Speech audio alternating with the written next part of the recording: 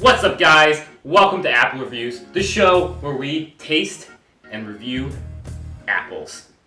I'm Chris. I'm Joseph. And I'm Lucas. We got a special episode for you today, reviewing the most produced apple in the United States. Let's give a drum roll please for our apple master, Seth. Seth, what apple do we have today? Today we have the Gala Apples. Gala apples. Gala. All right, gentlemen, are we ready to taste test the apple? I think we are. First of all, before we taste it, I'm gonna do a break test. See what. That's a clean break. That's a very clean that's break. clean. That was nice good. Snap. Yeah. Not much in the way of smell. Not much. Very similar to the Golden Delicious. It honestly, again. so it doesn't smell like Fuji apple. Fuji apple had a very aromatic. Right. So, Just looking at, it's pretty sweet. alright. Come on, boys. All right. Chink. I have a clean bite. And it's surprisingly fleshy. Let's see what our mascot Penny thinks.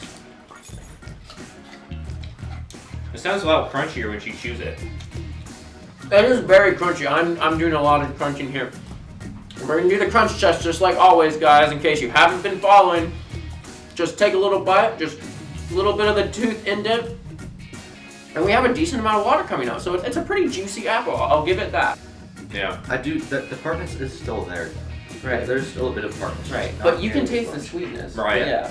I think I like the Golden Delicious a little bit more than this one. It's really crunchy. I just don't like it. I just don't like the crunchiness, you know? I was gonna say it's not like a good crunchy. Something about the texture is a little off. So the purpose of this bite test is to see how hard it is to pierce the skin. So I think out of any of the apples we've seen so far, this is the toughest skin. Yeah. So the question for me is it going to be difficult for us to bite through the skin and get to the flesh? Wow.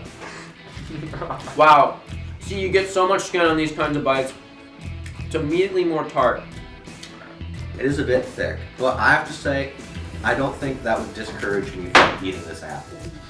I would still happily buy these apples and eat them. It could just be I was bad, but I bit my lip when I was eating this, and so maybe that's a testament of how difficult it was to pierce the Yeah, it's skin. probably I think I have to go against the grain yet again. I like this. The inorganic Gala Apple. I'm gonna give it a 4 out of 10.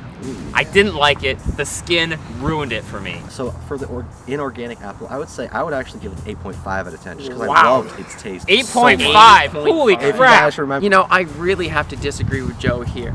I hate this apple, but inorganic, completely avoid. I'm giving that a 2.